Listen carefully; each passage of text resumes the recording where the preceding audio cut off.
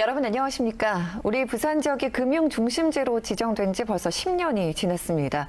하지만 그 위상은 체감하지 못할 정도로 미약하다고 느끼시는 분들이 많이 계실 것 같은데요. 사실 제대로 된 외국계 금융사 하나가 없는 실정입니다. 이런 현실을 벗어나기 위해 금융 중심지를 아예 금융 특구로 바꾸자는 논의가 시작됐습니다.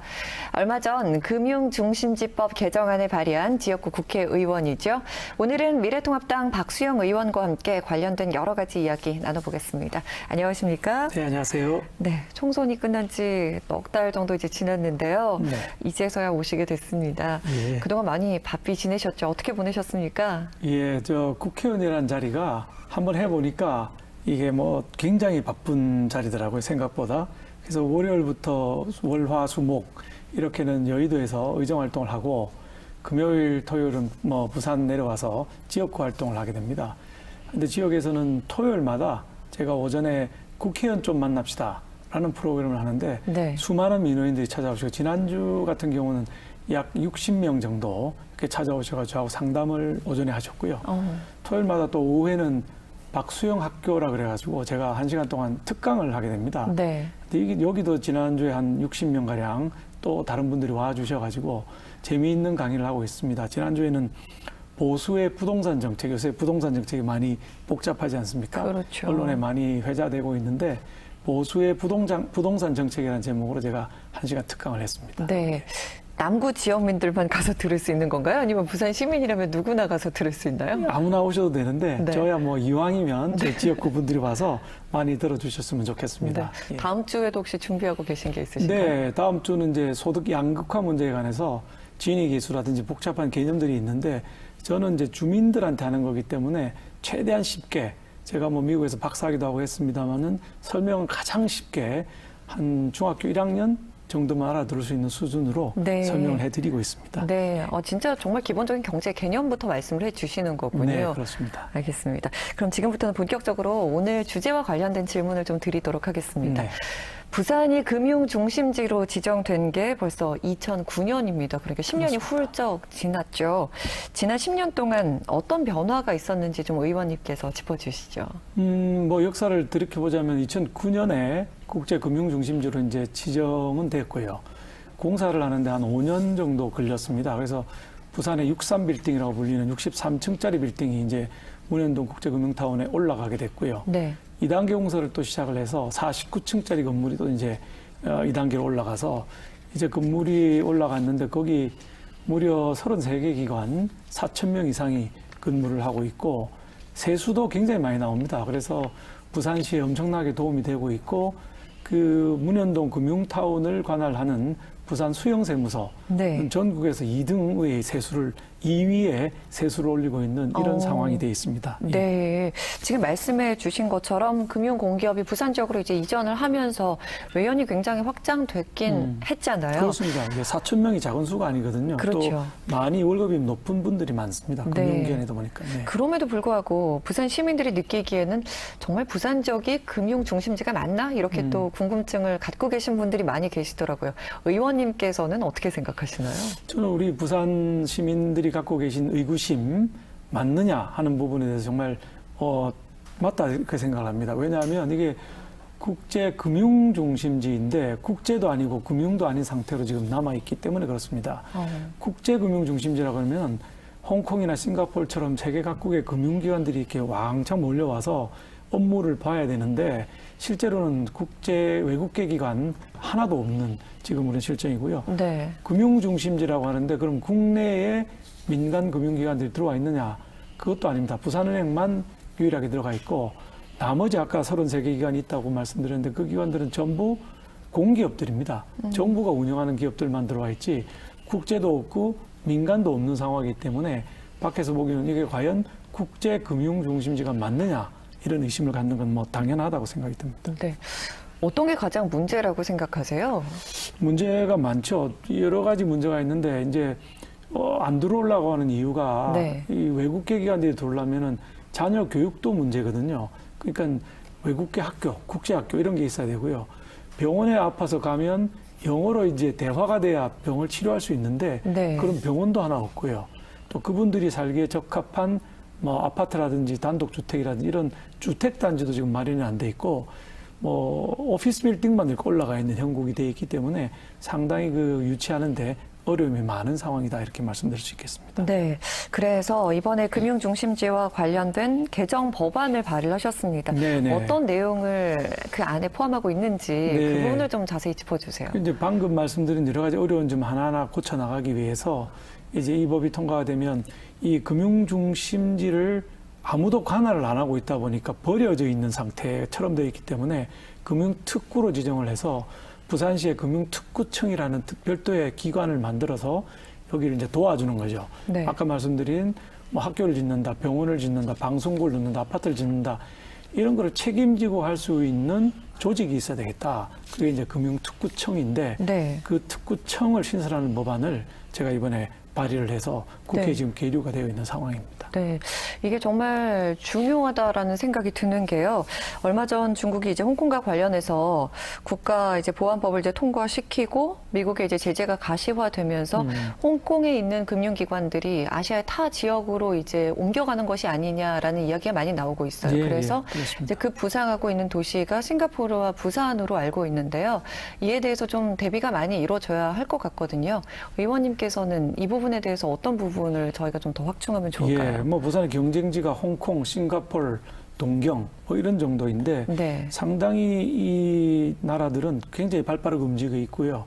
우리가 홍콩을 데려오기는 정말 지금 이제 이런 아까 말씀드린 제도들이 역부족인데다가 상당히 다른 부분들이 한국 경제에 제가 늘 3대 문제가 있다고 얘기하는데 네. 1번이 세금이 너무 높은 거고요.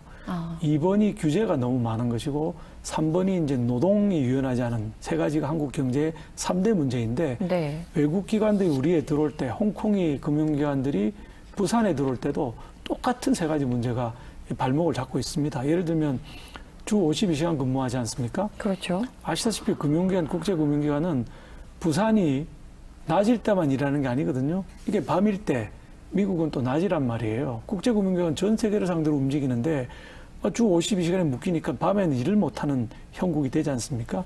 바로 이런 한계들이 굉장히 심하고 또 큰 문제 중에 하나는 세금입니다. 법인세도 우리가 다른 나라도 높고요. 소득세도 다른 나라도 높습니다. 우리 소득세 최고 세율이 45%입니다. 지금 45%인데 홍콩은 15%, 싱가포르는 22%거든요. 네. 근데 금융기관의 CEO들은 우리 최고 기준인 10억 원을 훌쩍 넘어가는 세금, 월급을 받고 있는데 이 연봉에 45% 세금 매긴다 이러니까 아무도 안 들어오려는 것이죠. 그래서 이런 부분들을 좀 고치지 않으면은 외국 기관들 유치하기는 상당히 어려운 지금 상황이 있기 때문에 제가 네. 속도를 내고 있는 것입니다. 네. 말씀해 주신 부분들도 이제 고쳐야 되겠지만 다른 지역 도시들은 이제 그런 조건들을 이제 갖추고 있다는 말씀이신 네, 거잖아요. 그렇습니다. 예, 예. 거기에 이제 뭔가 더 인센티브가 있어야지 부산으로 외국의 기업들이 들어오려고 할 것 같거든요. 예, 예. 어떤 게 더 추가적으로 보완이 돼야 될까요? 추가적으로 들어가야 될 게 이제 국세랑 지방세 감면 같은 것이 있습니다. 네. 외국 기업들이 오면 이제 건물에 들어가야 되는데 땅도 좀 싸게 주고 그다음에 들어오게 되면 법인세와 지방세 이런 것들을 좀 감면을 해줘야 다른 나라보다 더 확실하게 깎아줘야 네. 들어올 수 있게 됩니다. 그렇죠. 근데 이제 지금 우리나라 현행법으로는 그게 다 묶여 있기 때문에 네. 상당히 어려운 국면이고 저는 이제 부산시 전체를 제주특별자치도처럼 부산특별자치시로 지정하는 게 어느 단계에서는 필요할 것이다. 그래야 부산이 원하는 금융기관들 유치하기 위해서 부산이 나름대로 세제라든지 각종 인센티브를 줄 수가 있는데 네. 지금은 관련 법령들이 전부 국가에 있고 국회의원은 제가 법을 발의해서 통과를 시켜야만 적용될 수 있는 이런 어려운 형국에 있기 때문에 신속하게 진행이 안 되거든요. 그래서 부산을 제주특별자치도처럼 특별자치시로 만드는 것도 이제 앞으로 한 1, 2년 사이에 추진해야 되겠다 이런 생각을 갖고 있습니다. 네. 근데 이런 생각을 부산만이 가지고 있지는 않을 것 같아요. 뭐 인천을 비롯해서 다른 도시들도 갖고 있을 것 같은데요. 다른 도시와 지금 부산의 상황을 비교해 보면 어떨까요? 지금 뭐 서울은 우리 부산이 따라가기가 매우 어려운 형국이고요.